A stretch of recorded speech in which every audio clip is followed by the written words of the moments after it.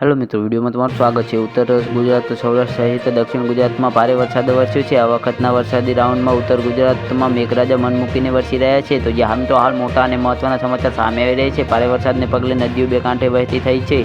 ધોધમાર વરસી રહેલા વરસાદને કારણે કોઝવે પર પાણીમાં ગરકાવ થઈ ગયા હોય તેવી સ્થિતિ જોવા મળી રહી છે। ત્યારે મહેસાણાના બહુચરાજીના મોટપ અને કનોડા ગામ વચ્ચે રૂપેણ નદી પર બનેલા કોઝવે પરથી કાર તણાઈ હોવાના દ્રશ્યો સામે આવી રહ્યા છે। તો જ્યાં મિત્રો હાલ મોટા અને મહત્વના સમાચાર સામે આવી રહ્યા છે। રૂપેણ નદીના ધસમસતા પ્રવાહમાં એક કાર તણાઈ હતી। નદીનો કોઝવે પાર કરતી વખતે પાણીના પ્રવાહમાં કાર તણાઈ હતી।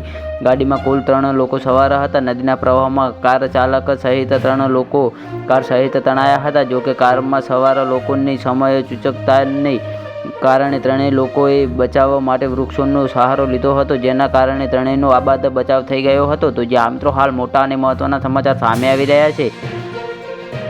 આ ઘટના તરત જ સ્થાનિકોના ધ્યાનમાં આવતા જ મદદ માટે પહોંચી ગયા હતા, જે બાદ 3 લોકોને સ્થાનિકોએ રેસ્ક્યુ કરીને બહાર કાઢ્યા હતા। જણાવી દઈએ કે સ્થાનિક મદદના કારણે આ બનાવમાં કોઈ જાનહાનિ થઈ નથી।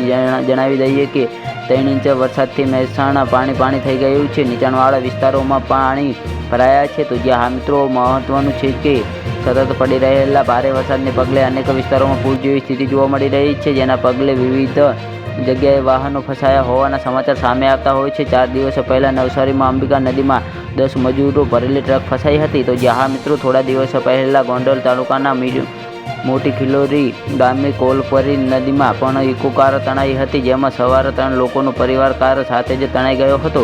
ઇકો કાર વાસાવડ ગામમાં તરફથી મોટી ખિલોરી જતી હતી। તો જ્યાં મિત્રો હાલ મોટા અને દુઃખદ સમાચાર સામે આવી રહ્યા છે। તે દરમિયાન મોટી ખિલોરી ગામે કોલપરી નદીના બેઠા પુલ પરથી ઇકો કાર પસાર થઈ રહી હતી।